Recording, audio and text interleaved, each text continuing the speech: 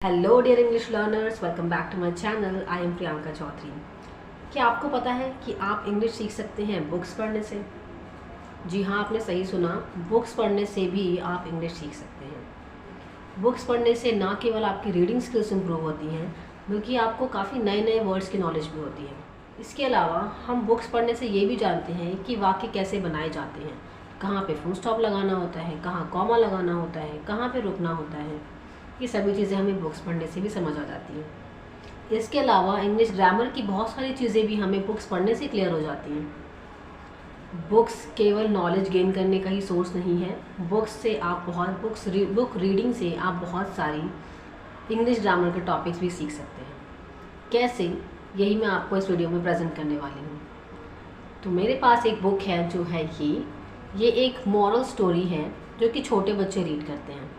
तो अगर आप कंफ्यूज हैं कि आपके लिए कौन सी बुक बेस्ट रहेगी पढ़ना, और अगर आप बुक्स रीडिंग में या फिर कुछ भी रीडिंग करने में इंटरेस्टेड ही नहीं है, then I would suggest you कि इंटरेस्ट डेवलप करना शुरू करिए।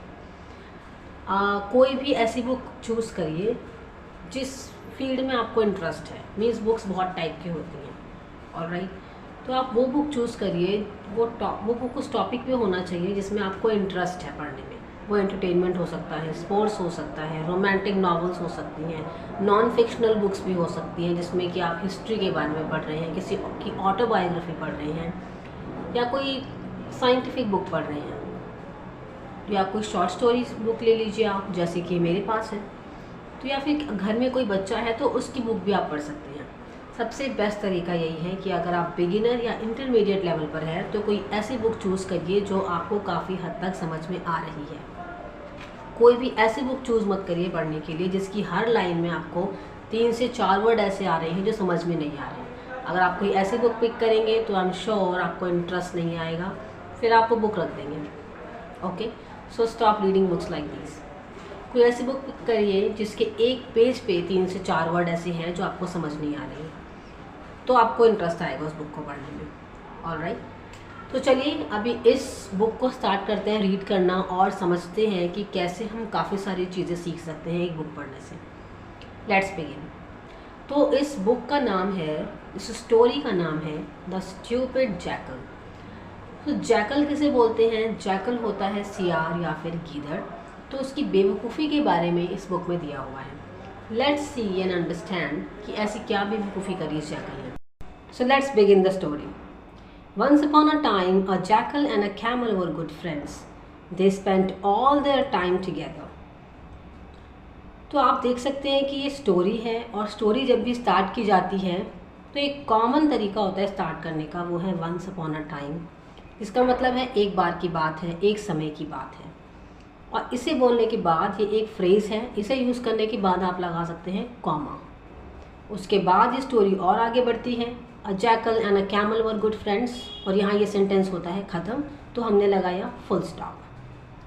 अब आप देख रहे हैं फुल स्टॉप के बाद जब हमने स्टार्ट किया तो पहला लेटर क्या है? कैपिटल लेटर है। तो हमें स्टार्ट करना होता है कैपिटल लेटर से फुल स्टॉप के बाद। They spend all their time together, फिर से यहाँ सेंटेंस ख़त्म हुआ और हमने लगाया फुल स्टॉप। ये तो रही बात पंक्चुएशन की। अब जान लेते हैं कि ये कौन से टेंस में लिखी गई है स्टोरी। तो यहाँ जो वर्ड्स हैं जिनसे पता चलेगा आपको कि टेंस कौन सा है, वो वर्ड्स हैं वर, स्पेंट। इन वर्ड्स से पता चला कि टेंस क्या है। ये टेंस है सिंपल पास्ट टेंस। तो स्टोरी लिखी जाती है पास्ट टेंस में। नेक्स्ट अब हम जानते हैं वोकैबुलरी क्या है इसमें यूज़ करने। ऐसी वोकैबुलरी क्या है जो हमें नहीं जानने को मिली, वो है टुगेदर एंड स्पेंट। हो सकता है आपको किसी और भी वर्ड में प्रॉब्लम हो, but no problem with that. अभी मैं आपको इसकी मीनिंग बताऊंगी। स्पेंड का मतलब होता है खर्च करना या फिर समय बिताना। नेक्स्ट वर्ड है टुगेदर, इसका मीनिंग है साथ में। स्पेंड जो वर्ड है वो है वर्ब, एंड टुगेदर जो है वो है प्रेपोजिशन। वर्ब एंड प्रेपोजिशन क्या होते हैं? ये है पार्ट्स ऑफ स्पीच। चलिए अब इसकी मीनिंग जान लेते हैं। एक समय की बात है, एक गीदड़ और एक ऊंट बहुत अच्छे दोस्त थे। वो दोनों हमेशा अपना टाइम एक दूसरे के साथ बहुत अच्छे से बिताते थे। Now let's move on to the next page. One day they decided to cross a river and go to the other side. The river was deep the jackal sat on the camel's back and crossed the river. अब आप देख सकते हैं one day के बाद ही comma लगा है जहाँ पे हमें पॉज लेना है, फिर सेंटेंस स्टार्ट होता है। कॉमा के बाद जब आप लेटर देख रहे हैं यहाँ पे टी, वो स्मॉल है। कैपिटल लेटर कब आता है? जब फुल स्टॉप के बाद कोई हम वर्ड स्टार्ट करते हैं। कॉमा के बाद स्टार्ट करेंगे तो स्मॉल लेटर रहेगा। नेक्स्ट आगे आप देख सकते हैं जैसे ही फुल स्टॉप आता है उसके बाद फिर से जब वर्ड स्टार्ट होता है तो हमने कैपिटल लेटर से स्टार्ट करना है। नेक्स्ट इसमें क्या है, यहाँ पर क्या ऐसे कौन से वर्ड है जिनसे पता चलेगा टेंस का? वो वर्ड है डिसाइडेड, वॉज, सैट, क्रॉस्ड। ये वो सारे वर्ड्स हैं जिनसे हमें टेंस का पता चल रहा है कि टेंस कौन सा यूज़ हुआ है। यहाँ पे यूज़ हुआ है सिंपल पास्ट टेंस। अब जानते हैं हमारी वोकैबुलरी के लिए कौन से वर्ड्स हैं। आई थिंक आपको प्रॉब्लम होगी यहाँ पे डीप वर्ड में, इट मीन्स गहरा। हो सकता है आपको प्रॉब्लम हो समझने में सैट वर्ड। सैट जो ये वर्ड है ये सिट है। सिट को पास्ट में सैट बोलते हैं। सिट मतलब बैठना, तो पास्ट में भी यही मतलब हुआ। इसके अलावा एक वर्ड है रिवर। रिवर का मतलब होता है नदी। तो चलिए अब जानते हैं इसका मीनिंग। एक दिन उन दोनों ने डिसाइड किया कि हम एक नदी को पार करके दूसरी तरफ जाएंगे, अदर साइड। और जो नदी थी वो बहुत गहरी थी। जैकल क्योंकि अपने आप नदी को क्रॉस नहीं कर पाता तो उसने सोचा कि मैं कैमल की पीठ पर बैठ जाता हूँ। तो जैकल कैमल की पीठ पर बैठा और इन दोनों ने नदी को पार किया, क्रॉस किया। यहाँ पर आप एक वर्ड देख सकते हैं camels, camels and then back. तो यहाँ पे जो आप ये साइन देख रहे हैं कैमल्स में, इसे बोलते हैं apostrophe sign.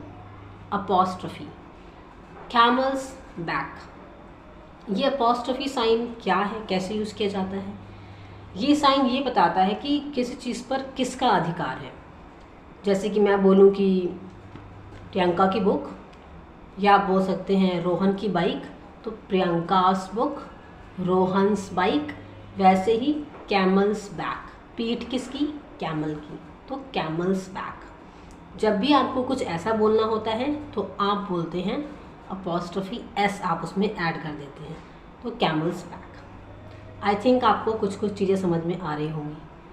Move on to the next page. Next, on the other side of the river there was a field of sugar canes. अब यहाँ पे देखिए आप, जब ये फर्स्ट सेंटेंस आया on the other side of the river, sorry ये phrase है, इसके बाद आप देख सकते हैं कॉमा लगा है। उसके बाद जब वर्ड स्टार्ट हुआ तो वो स्मॉल लेटर से स्टार्ट है। और यहाँ पे ऐसा कौन सा वर्ड है जिससे पता चलता है टेंस कौन सा है? वेरी गुड गेस, ये वर्ड है वॉज। अब आप धीरे धीरे खुद भी समझ जाएंगे। अब आप देख सकते हैं यहाँ पे कोई ऐसा वर्ड है जिसमें आपको प्रॉब्लम है? अदर मतलब दूसरी साइड, फील्ड मतलब होता है खेत, और शुगर केन बोला जाता है गन्ने को। बहुत सारे हैं तो शुगर केन्स, गन्ने बहुत सारे। चलिए मीनिंग जानते हैं। रिवर की, नदी की दूसरी तरफ एक गन्नों का खेत था। ओके, अब आगे जानते हैं क्या हुआ। Both the friends had a feast, eating the sweet and juicy sugar canes. With their stomach full, they decided to return. अब यहाँ पर देखते हैं, यहाँ पे क्या इंटरेस्टिंग चीज़ें आ गई। यहाँ पे आप देख रहे हैं फुल स्टॉप नहीं है। सबसे पहला जो सेंटेंस एंड हुआ वो एंड हुआ किस साइन पे? एक्सक्लेमेशन साइन पे। यस, इसे बोला जाता है एक्सक्लेमेशन साइन। और जो नेक्स्ट सेंटेंस एंड हुआ वो हुआ फुल स्टॉप पे end. Next, exclamation sign use कब किए जाते हैं? जब आप किसी मूड की बात कर रहे हैं, एक्सप्रेशन शो करना चाहते हैं। यहाँ पे हैप्पी एक्सप्रेशन है दोनों के, इसीलिए एक्सक्लेमेशन साइन यूज़ किया गया है। नेक्स्ट थिंग इज़, यहाँ पे कौन से वर्ड्स हैं जिनसे पता चलता है tense of the story? The words हैं डिसाइडेड, हैड, और कोई वर्ड है ऐसा? नो। इन वर्ड्स से पता चला कि ये जो 3 सेंटेंसेस लिखे गए हैं ये पास्ट टेंस में लिखे गए हैं। अब वर्ड्स ऐसे ढूंढते हैं हमें जो नहीं पता मीनिंग। लेट्स से फीस्ट, आपको शायद फीस्ट की मीनिंग ना पता हो। Sweet, juicy, stomach, no, this is stomach, not stomach. तो रीडिंग करने के साथ साथ आप अपनी प्रोनाउंसिएशन भी इम्प्रूव करते हैं। अगर आप से स्टमच बोलते हैं तो ये गलत है, दिस इज स्टमक। नेक्स्ट, बाकी तो आप जानते ही हैं। तो बोथ का मीनिंग होता है दोनों। फीस्ट का मतलब होता है दावत, और स्वीट का मतलब होता है मीठा। जूसी का मतलब जिसमें बहुत जूस हो। स्टमक का मीनिंग होता है पेट। अब चलिए जानते हैं मीनिंग क्या है। दोनों ही फ्रेंड्स ने बहुत ही अच्छी दावत खाई, मतलब कि दोनों ने शुगर केन्स के फील्ड में गए। वो दोनों ने बहुत सारे शुगर केन्स खाए, गन्ने खाए जो कि बहुत स्वीट और जूसी थे। गन्ने कैसे थे? Sweet and juicy. तो जो वर्ड्स किसी के बारे में बता दें उन वर्ड्स को बोला जाता है एडजेक्टिव, विशेषण इसे आप हिंदी में कहते हैं। तो यहाँ पे एडजेक्टिव्स क्या हैं? स्वीट एंड जूसी, ये दोनों वर्ड्स एडजेक्टिव्स हैं। Next, with their stomach full, अब इतना उन्होंने खा लिया कि उनका स्टमक फुल हो गया। उन्होंने डिसाइड किया अब वापस जाने का। Now let's move on to the next page. The jackal suddenly started to howl loudly. Keep quiet you fool, if the farmer hears you we will get caught, the camel said to his friend. अब देखते हैं यहाँ पे क्या पंचुएशंस use करी गई हैं। यहाँ आप देख सकते हैं फर्स्ट सेंटेंस एंड हुआ फुल स्टॉप पे, उसके बाद एक साइन यूज हुआ है, इसे बोला जाता है डबल इन्वर्टेड कॉमास। ये स्टार्ट हुआ है और एंड हुआ है डबल इन्वर्टेड कॉमास पे सेंटेंस। नेक्स्ट, जब सेंटेंस फाइनली खत्म हो गया तो वो खत्म हुआ पंचुएशन साइन पे, वो है फुल स्टॉप। नेक्स्ट, अब इसमें जानते हैं कि कौन से वर्ड्स हैं जिनसे टेंस का पता चलता है। वो वर्ड्स हैं started, good, next word is caught and will and said। ये सारे वर्ड हैं जिनसे हमें कुछ आइडिया लग रहा है कि कौन से टेंस में ये सेंटेंस लिखा गया है। स्टार्टेड जहाँ वर्ड आया है स्टार्टेड, ये पूरा सेंटेंस पास्ट में है। नेक्स्ट जहाँ वर्ड आया है विल, ये सेंटेंस फ्यूचर में है। विल वर्ड फ्यूचर में यूज़ किया जाता है। अगेन जो दूसरा वर्ड आया है सेड, ये पास्ट में है। नेक्स्ट आप जानते हैं ऐसे कोई वोकैबुलरी वर्ड है जो हमें जानना ज़रूरी है। यहाँ पे एक वर्ड आया है suddenly, next howl, next quiet, loudly and I think caught. Suddenly का मतलब होता है अचानक। हाउल, हाउल वो उस साउंड को बोलते हैं जो गीदड़ निकालते हैं, उस साउंड को, उस आवाज़ को इंग्लिश में हाउल बोला जाता है। लाउडली मतलब ज़ोर ज़ोर से।